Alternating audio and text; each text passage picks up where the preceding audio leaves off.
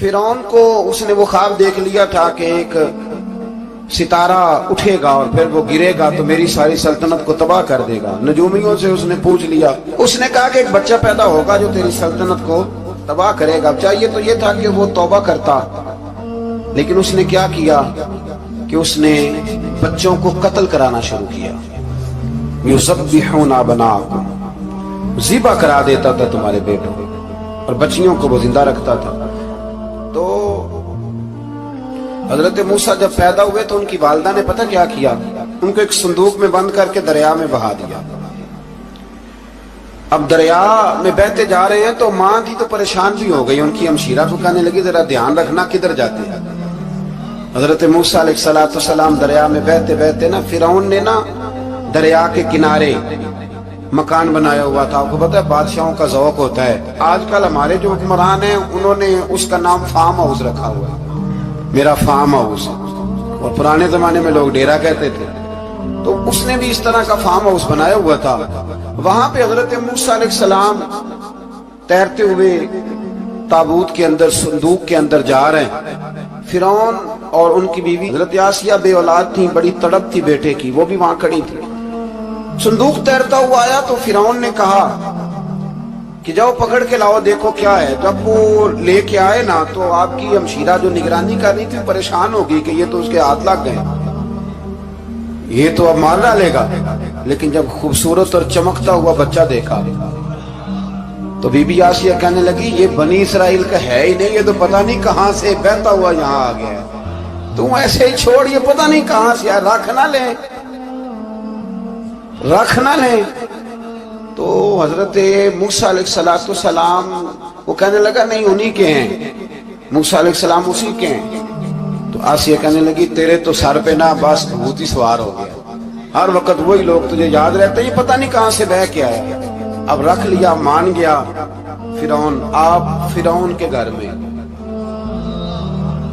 जो इसलिए बच्चे मरवा रहा था कि मेरी सल्तनत हजरत मूसा पैदा ना हो जाए, तो उसी के घर में परवरिश पाने लगे, उसी के घर में। अब औरतें मंगाई गई दूध पिलाने के लिए, तो हजरत मूसा अलैहिस्सलाम किसी बीबी का दूध नहीं पीते, तो आपकी हमशीरा ना वहीं दाएं बाएं घूमती रहती। तो कहने लगी जनाब आसिया से कि मैं एक बीबी को जानती हूँ, बड़ी साफ सुथरी है, मुझे उम्मीद है ये बच्चा उसका दूध पिएगा। तो फिरौन कहने लगा, दौड़ के ला। तो अपनी वालिदा को लेके आई तो हजरत मूसा ने फौरन दूध पीना शुरू कर दिया। फिरौन को फिर थोड़ा शक हुआ। एक रवायत यूं भी लिखी है बाद लोगों ने कि फिरौन एक दिन उठाया हुआ था हजरत मूसा की, अभी थोड़ी सी उम्र थी, तो आपने उसकी दाढ़ी पकड़ के तो एक घोंसा दे मारा। जलाली तो शुरू से है ना। तो कहने लगा, आसिया तू मान ना मान, ये बच्चा वही है। तो हजरत बीबी आसिया कहने लगी कि तुझे गलत फहमी है, ये वो नहीं है। उसने कहा, देखो ना, ये तू उठाती है तो प्यार करता है, और मेरे जब करीब आता है तो इसके लबो लहजे में मैं तलखी महसूस करता हूँ। उसने कहा, बच्चों को क्या पता। खैर, एक तरफ उसने खाने पीने की चीजें रख दी, एक तरफ अंगारे रख दिए। वो भी हजरत आसिया कहती हैं कि तुझे समझ आए, बच्चे बच्चे होते हैं। हजरत मूसा बच्चे तो थे, पर थे तो अल्लाह के नबी ना, अल्लाह के नबी थे। जब उसने कहा ना ये बच्चे हैं, तो हजरत मूसा अलैहिस्सलाम बजाए अंगारों की तरफ जाने के, नबी थे, वो सीधे खाने पीने वाली चीजों की तरफ बढ़ने लगे। फिर उन कहने लगा, आप बता। अल्लाह ताला ने हजरत जिब्रील को भेजा, उन्हें कहा इधर नहीं जाना, आप उधर जाइए। तो आप आग की तरफ गए और एक कोयला उठा के जुबान पे रख लिया। तो आसिया कहने लगी, समझ आई, बच्चे को क्या पता किधर जाना है किधर नहीं जाना। अगर वो इतना ही ख्याल होता, वही बच्चा होता तो आग। और बाद मुफस्सिरीन ने लिखा है, ये जो हजरत मूसा दुआ मांगते थे ना, रब्बी शरह ली सदरी व यस्सिर ली अमरी, ये वो आग का अंगारा जब कोयला मुंह में रखा था ना, तो उसकी वजह से जुबान में कुछ लुकनत आ गई। तो आप दुआ करते थे कि या अल्लाह मेरी जुबान की वो बंद गिरा खोल दे, ताकि मैं खुल के फिरौन के सामने बात कर सकूं। वहीं हजरत मूसा पलने लगे, वहीं पले, वहीं जवान हुए, वही अल्लाह ने सारी दौलतें दी, बहन भी मिली, माँ भी मिली, और सारे अजीजों का प्यार भी मिला। उसी घर के अंदर अल्लाह ने परवरिश करके फिरौन के जुल्म से बनी इसराइल को निजात अता फरमाई। तो मूसा भी फिरौन के घर में पलने लगे, और जब जवान हो गए तो फिरौन के यहाँ जो जुल्म होता था, हजरत मूसा उस पर बोल पड़ते थे, जलाल फरमाते। तो फिरौन फिर नाराज रहने लगा, यहाँ तक कि उसने आपको निकाल दिया آپ تشریف لے گئے وہاں سے. تو حضرت موسیٰ ایک دن شام کے وقت دوبارہ آئے بستی میں، لوگ سوئے ہوئے تھے. تو دو آدمی، ایک بنی اسرائیل میں سے اور ایک فرعون کی اپنی قوم میں سے، وہ دونوں آپس میں جھگڑ رہے تھے. لیکن وہ جو حضرت موسیٰ کی بنی اسرائیل کی قوم کا شخص تھا، اس پر وہ قبطی، وہ جو فرعون کے قریبی لوگوں میں سے تھا، وہ ظلم کر رہا تھا اور بوجھ اٹھانے کی بات کر رہا تھا. اب اس نے حضرت موسیٰ کو پکارا کہ دیکھ لے میرے ساتھ کس طرح کی بات کر رہا ہے. تو حضرت موسیٰ کا ارادہ بھی نہیں تھا، آپ نے بس اس کو سمجھایا. پر کچھ لوگوں کو سمجھ، تو حضرت موسیٰ نے پھر ایک مکہ مارا، ایک گھوسا مارا، صرف ایک ہی. یہ کئی تگڑے اور دلیر اس طرح کے بھی ہوتے ہیں کہ گھوسا ایک بھی برداشت نہیں کرتے. وہ ایک مارا، آدمی دھڑام سے زمین پہ گرا اور ماری گیا. حضرت موسیٰ کا ارادہ نہیں تھا لیکن وہ مر گیا.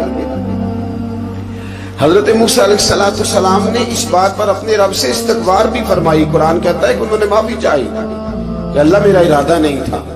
بہرحال اگلے دن نا حضرت موسیٰ دوبارہ آئے.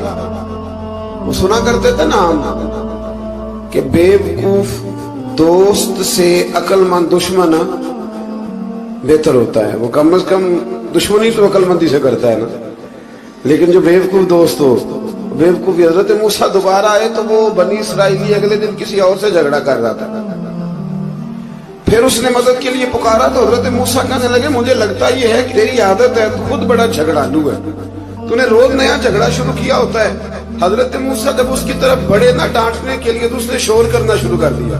کہنے لگتا ہے جس طرح آپ نے اسے کل قتل کیا تھا مجھے بھی قتل ہی کریں گے. یہ انسانوں کا مزاج ہے کہ آپ جب تک کسی کے طبیعت کے مطابق چلیں گے وہ راضی رہتا ہے، اور ذرا آپ اس کی طبیعت سے ہٹتے ہیں تو وہ شور کرتا ہے. اس نے کہا جی آپ مجھے بھی لگتا ہے ماریں گے. حضرت موسیٰ کلیم اللہ علی نبینا علیہ السلام کے بارے میں جب اس نے شور کیا تو بات پھر فرعون کے دربار تک گئی. وہ تو پہلے ہی بہانہ تلاش کر رہا تھا. اس نے کہا ڈھونڈو، پکڑو اور معاذ اللہ شہید کریں گے. کسی نے آ کے خبر دی کہ آپ جہاں سے ہجرت کر جائیں، اس لیے کہ آپ کے لیے یہاں حالات درست. اور بھائی یہ چھوڑ دیا کریں بات کہ فلاں آدمی کے حق میں فلاں جگہ حالات کیسے خراب ہوئے. تو نبی کریم علیہ السلام مکہ چھوڑ کے کیوں آئے؟ حضرت موسیٰ علیہ السلام نے ہجرت کیوں فرمائی؟ یہ ایک ایسی عجیب بحث ہے جس کو لوگ بلا وجہ چھوڑ دیتے، بلا وجہ چھیڑ دیتے ہیں. اور بالخصوص ایک خاتون نے ایک دفعہ مجھے پیغام دیا تو میں بڑی اس کی بات سن کے مجھے عجیب لگا. وہ کہنے لگی کہ دوسری جگہ میری شادی ہوئی ہے، مجھے طلاق ہو گئی تھی. تو مجھے ایک تانا روز سننے کو ملتا ہے تو اتنی اچھی ہوتی تو وہاں نہ رہ لیتی. تو بھئی یہ کوئی تانے والی بات ہے؟ کوئی ضروری ہے کہ بیوی غلط ہوتی ہے تو طلاق ہوتی ہے؟ اللہ کے محبوب علیہ السلام کے دو صاحبزادیوں کو ابو لہب کے دو بیٹوں نے طلاق بھیج دی تھی. کس کی غلطی تھی؟ تو آپ کیا کہہ سکتے ہیں یہاں کیوں طلاق؟ تو اتنی جلدی بات تھوڑی کر دیں گے آپ، تھوڑی احتیاط فرمائیں بولنے. تو حضرت موسیٰ علیہ السلام وہاں سے نکلے اور آپ مدین کی طرف چلے گئے. مدین وہ علاقہ تھا جہاں فرعون کی حکومت کوئی نہیں تھی. حضرت موسیٰ جیسے وہاں پہنچے تو ان کے اندر ایک جذبہ تھا، ظلم ہوتا نہیں دیکھ سکتے. جب وہاں پہنچے تو انہوں نے دیکھا لوگ اپنے اپنے جانوروں کو گھاٹ پہ پانی پلا رہے اور دو خواتین ہیں وہ بالکل پیچھے کھڑی ہیں. تو حضرت موسیٰ کلیم آگے بڑھ کے کہنے لگے تم کیوں نہیں پانی پلاتی؟ تو وہ کہنے لگی ہمارا بھائی کوئی نہیں، باپ ہمارا بوڑھا ہے. اللہ اکبر. مجبوری یہ ہے، ہم ہیں بھی پردہ دار گھرانے کی، مجبوری ہماری یہ ہے کہ جب تک یہ سارے لوگ پانی پلا نہیں لیں گے اتنی دیر تک ہماری باری نہیں آئے گی. تو حضرت موسیٰ کلیم اللہ علیہ السلام فرمانے لگے اچھا یہ بات ہے تو جانور مجھے دو. وہ ہو یہ رہا تھا کہ چونکہ مرد پانی پلا رہے تھے اور جتنے بھی مرد آتے جاتے تھے وہ گھستے جاتے تھے اور عورتیں بیچاری کھڑی تھی. حضرت موسیٰ جھٹ سے آگے بڑھے، پیچھے ہٹو. ان دو خواتین پاک باز عورتوں کے جانوروں کو پانی پلایا اور پھر آپ دوبارہ وہیں بیٹھ گئے. وہ بیویاں جلدی جلدی گھر گئیں، جا کے اپنے والد سے کہنے لگی ابا جی کمال ہو گیا، اس بستی میں ایک ایسا آدمی ملا ہے جو عورتوں کی طرف دیکھتا ہے تو نیکی کرنے کے لیے آگے بڑھتا ہے، جو مجبور اور بے کس کے لیے اچھے جذبات رکھتا ہے. فرمایا جلدی لاؤ. कुछ मुफस्सिरीन और तरफ भी गए हैं, लेकिन जमहूर ने लिखा है कि वो हजरत शुएब अलैहिस्सलाम था। हजरत शुएब ने घर बुलाया, अपनी एक बेटी को भेजा, फरमाया बेटे बुला के लाओ। वो जब घर आए तो आप फरमाने लगे आप मेरे साथ उजरत तय कर ले, 8 साल या 10 साल आप मेरी बकरियों को चराएं, मेरे घर में रहें। और फिर फौरन ही फरमाने लगे अगर आप हमारे घर में रहेंगे, देखभाल करेंगे, तो मैं अपनी एक बेटी का निकाह भी आपके साथ कर दूंगा। तो 8 से 10 साल हजरत मूसा ने वहां क़याम फरमाया। और फिर जब आपका निकाह हो गया तो आप अपनी बीवी को लेके मिस्र की जानिब जा रहे थे, तो रास्ते में ना ठंड ज्यादा हो गई, तो अपनी ज़ौजा से कहने लगे वहां आग जल रही है, मैं तेरे लिए आग लेके आता हूं ताकि तू ताप सके, गर्मी हासिल कर सके। वहां गए तो दरख्त से आवाज आई, मूसा मैं तेरा रब हूं। दरख्त से आवाज आई, मूसा मैं तेरा रब हूं। और हजरत मूसा कलीमुल्लाह को वहां वही आनी शुरू हुई। वहां वही अल्लाह ताला ने उन्हें वो असा अता फरमाया जो फिर बाद में अज़दहा बनता था। रब करीम ने वही हजरत मूसा कलीम को वही यदे बैजा अता फरमाया। अपना हाथ गिरेबान में डाल के निकालते थे तो चांद और सूरज की तरह रोशनी दिया करता था।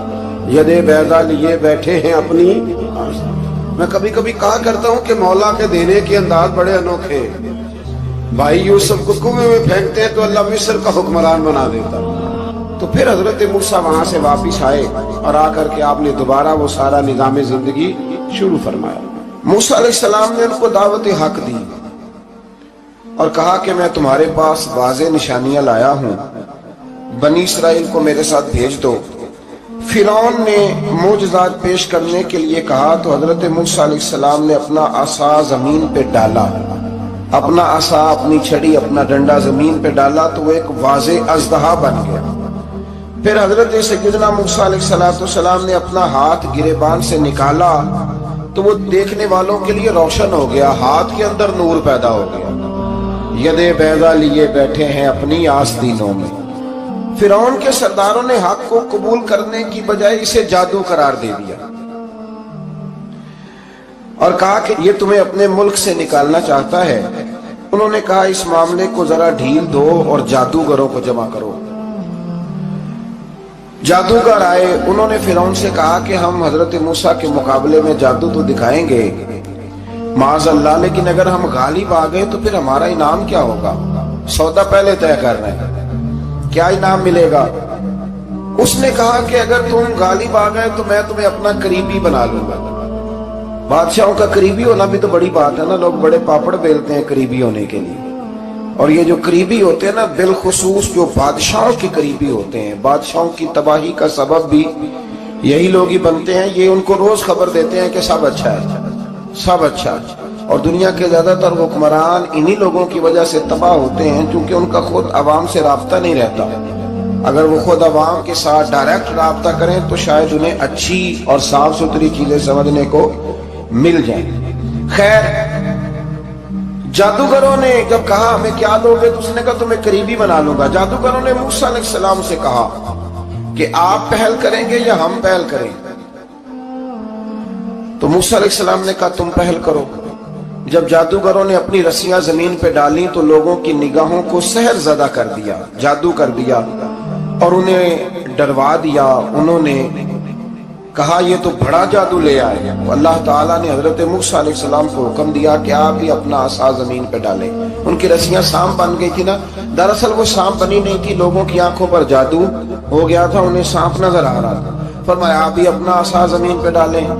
वो असा सांप बना और जादूगरों की सारी चीजों को निगल ही गया। उनकी बहुत सारी रस्सियां सांप बनी थी, इनका एक ही असा सांप बना और सबको निगल गया। इस तरह के मोजरे की हकानियत और जादूगरों का बुतलान साबित हुआ और फिरौनी रुसवा हो गए। जादूगर सजदे में गिर गए और अल्लाह पर ईमान ले आए। फिरौन ने उन्हें धमकी दी कि तुम मेरी इजाजत के बगैर ईमान ले आए हो, मैं तुम्हारे हाथ और पांव मुखालिफ सिम से काट दूंगा, यानी उल्टा हाथ काट दूंगा, सीधा पैर काट दूंगा। मेरी बगैर इजाजत ईमान ले आए हो और तुम्हें सूली पे भी चढ़वा दूंगा। उन्होंने कहा कि ईमान लाने की पादाश में तुम हमें सजा देना चाहते हो। फिर उन्होंने अल्लाह ताला से सब्र और इस्तकामत की दुआ की اس کے بعد فرعون نے بنی اسرائیل کے بیٹوں کو قتل کرنے کی اور بیٹیوں کو زندہ چھوڑنے کا حکم دے دیا۔ موسیٰ علیہ السلام نے قوم کو صبر کی تلقین کی اور کہا کہ نیک انجام اہل تقوی کے لیے۔ یہاں ایک لطیف بات ہمارے صوفیاء نے بھی لکھی ہے۔ صوفیاء کہتے ہیں کہ فرعون نے کلمہ نہیں پڑھا اور جادوگر کلمہ پڑھ گئے۔ وہ کس طرح کلمہ پڑھ گئے؟ تو کہنے لگے دراصل انہوں نے آتے ہی حضرت موسیٰ کا ادب بڑا کیا تھا۔ جادوگر حضرت موسیٰ کے مقابلے میں آ کے بھی ان سے کہتے ہیں کہ رسیاں آپ پہلے ڈالیں گے کہ ہم ڈالیں، آپ اصحاب پہلے رکھیں گے کہ ہم رکھیں؟ تو اتنا سا ادب کیا تو رب کریم نے فرمایا جو نبی کا ادب کرے وہ بے ایمان نہیں رہ سکتا، جو نبی کا ادب کرے وہ بے ایمان نہیں رہ سکتا، اور جو نبی کی بے ادبی کرے وہ ایماندار نہیں رہ سکتا۔ ختم ہو گئی بات۔ یہاں ہمارے صوفیاء نے یہ بات لکھی ہے کہ چونکہ انہوں نے آتے ہی کہا تھا کہ آپ پہلے ڈالیں گے یا ہم پہلے ڈالیں، تو حضرت موسیٰ سے انہوں نے پوچھ لیا، نبی کے پوچھے بغیر پہل نہیں کی، تو اللہ نے انہیں ایمان کی دولت عطا کر دی۔ اللہ تعالیٰ نے فرعونیوں پر قحط سالی کا عذاب نازل کیا۔ فرعونیوں کا طریقہ یہ تھا کہ اچھائی کو اپنا کمال گردانتے تھے، کہتے تھے یہ ہماری طرف سے، اور برائی کو معاذ اللہ بدشگونی کے طور پر موسیٰ علیہ السلام کی طرف منسوب کرتے تھے، کہتے تھے معاذ اللہ آپ کی وجہ سے یہ سارا کچھ ہو رہا ہے۔ ہوتے نا نہیں کہتے جب سے میں وہاں گیا ہوں تب سے، ہمارے بزرگ ایک لطیفہ بھی سنایا کرتے تھے کہ کسی زمیندار نے نماز پڑھنی شروع کی تھی تو اس کے جانور مرنے شروع ہو گئے۔ اب لوگ سمجھتے ہیں کہ معاذ اللہ شاید یہ کسی بزرگ کے سبب سے ایسا ہے، حالانکہ یہ تو اللہ کی طرف سے آزمائش ہوتی ہے، اس کی حکمتیں ہوتی ہیں۔ اللہ تبارک و تعالیٰ نے ان پر عذاب کیا نازل کیا؟ آیت نمبر 130 اور 143 کبھی آپ سورہ اعراف کی پڑھیں تو اللہ تعالیٰ نے ان پر ٹڈیوں کا، جموں کا، مینڈکوں کا اور خون کا عذاب نازل کیا۔ یہ کس قسم کا عذاب ہے؟ جمعے پڑ گئے، ٹڈیاں آ گئی، یہ اللہ نے عذاب نازل کیا۔ جب وہ عذاب میں مبتلا ہوئے تو موسیٰ علیہ السلام سے کہا کہ آپ اللہ سے دعا کریں کہ ہم سے یہ عذاب ٹل جائے، اگر ایسا ہوا تو ہم ایمان لے آئیں گے، بنی اسرائیل کو بھی آزاد کر دیں گے۔ لیکن موسیٰ علیہ السلام کی دعا کے نتیجے میں جب عذاب ٹل جانے کے بعد فرعونی پھر اپنے وعدے سے پھر گئے۔ بنو قریظہ والوں نے بھی کئی دفعہ حضور سے وعدے کیے پر اپنے وعدوں پر قائم ہیں۔ ایک بات آپ سے یہاں روک کے عرض کر دوں، ہم بھی کئی دفعہ کہتے ہیں ذرا بریک کبھی گاڑی کی نہیں نہ لگتی تو ہم ارادہ کرتے ہیں کہ آج سے ہی نماز شروع کر دیں گے، ذرا طبیعت زیادہ لیل ہوتی ہے تو ارادہ کرتے ہیں نا کہ بھائی آج کے بعد ہم نے نیک، پھر کیا ہوتا ہے شفا ہو گئی تو چھٹی ہو گئی۔ یہ طریقہ درست نہیں، یہ تو کفار کا طریقہ بیان کیا نا قرآن پاک نے۔ فرمایا جب اللہ تبارک و تعالیٰ نے انہیں نجات دے دی تو اپنے وعدے سے مکر گئے، تو پھر اللہ تبارک و تعالیٰ نے بنی اسرائیل کو سمندر پار کر کے ایسی قوم کے پاس پہنچا دیا جو بتوں کی پرستش کرتی تھی۔ وہ تو بچ گئے لیکن فرعونی سارے دریا کے اندر غرق ہو گئے۔ حضرت موسیٰ علیہ السلام سے کہنے لگے کہ ہمارے لیے بھی یہ خدا بنا دیجیے۔ حضرت موسیٰ علیہ السلام نے فرمایا بت پرستی کرنے والے جاہل ہیں۔ یہ بت پرست قوم کے پاس جب گئے نا بنی اسرائیل والے، بت پوجتے ہوئے دیکھا تو کہنے لگے ہمارے لیے بھی سامنے بنا کے رکھ دو۔ فرمایا یہ تو جاہل ہے، تم انہیں دیکھ کے اثر قبول کر رہے ہو، اور اپنی جاہلیت کے باعث یہ ہلاک ہونے والے بھی ہیں۔ پھر اللہ تعالیٰ نے بنی اسرائیل پر اپنی نعمتوں کا ذکر فرمایا، اور موسیٰ علیہ السلام نے اپنی قوم میں ہارون علیہ السلام کو اپنا جانشین فرمایا اور کوہ طور پر تشریف لے گئے۔ اللہ نے فرمایا وہاں آ جائیں، میں آپ کو تورات عطا کرتا ہوں۔ 40 دن کا یہ عرصہ تھا۔ موسیٰ علیہ السلام نے وہاں پہ جا کے، وہ سارا واقعہ بھی انہی آیات میں ہے کہ حضرت موسیٰ نے عرض کیا تھا کہ رب ارنی، یا اللہ میں تجھے دیکھنا چاہتا ہوں، تو فرمایا لن ترانی، تو نہیں دیکھ سکتا۔ وہ بھی یہاں اللہ نے ذکر فرمایا۔ پھر اللہ تعالیٰ نے اپنی ایک تجلی جب کوہ طور پہ ڈالی تو حضرت موسیٰ علیہ السلام تاب نہ لا سکے اور بے ہوش ہو گئے، اور پہاڑ بھی ریزہ ریزہ ہو گئے۔ اس کا ذکر بھی اللہ نے انہی آیات میں فرمایا۔ آیت نمبر 144 سے 155 تک حضرت موسیٰ علیہ السلام کو رسالت عطا کرنے، کلیم اللہ کا منصب عطا کرنے، تورات عطا کرنے کا ذکر ہے۔ آگے چل کے بتایا ایسے منہ پھیرتے اور جو لوگ اللہ کی آیات اور قیامت کو جھٹلاتے ہیں ان کے اعمال باطل ہیں۔ پھر موسیٰ علیہ السلام کے کوہ طور پر قیام کے عرصے میں بنی اسرائیل کے زیورات سے بچڑا بنا کر اسے معبود بنانے کا ذکر ہے. ان میں ایک جادوگر تھا سامری, سنا ہے سلالہ میں اس کی قبر ہے. حضرت موسیٰ کوہ طور پہ چلے گئے تو اس نے پیچھے سے نا سونے کا ایک بچڑا بنا لیا, اس میں سونے کی تاریں اس کے منہ میں لگائیں, ہوا چلتی تھی تو بجتی تھی. اتنے کمزور عقیدے کی یہ قوم تھی کہ انہوں نے فٹافٹ ماننا شروع کر لیا, فٹافٹ ماننا, کہنے لگے یہ ٹھیک ہے. چنانچہ موسیٰ علیہ السلام جب واپس آئے تو قوم پر غصے اور افسوس کا اظہار فرمایا اور کہا میرے پیچھے تم نے ایسا برا کام کیا. انہوں نے تورات کی تختیاں بھی زمین پہ ڈالی اور اپنے بھائی ہارون علیہ السلام کا سر پکڑ کے اس سے جواب طلبی کی. انہوں نے کہا اے میرے ماں جائے, بڑے خوبصورت لفظ ہے قرآن پاک, اے میرے ماں جائے, اے میرے بھائی, قوم نے مجھے بے بس کر دیا اور قریب تھا کہ یہ مجھے قتل بھی کر دیتے.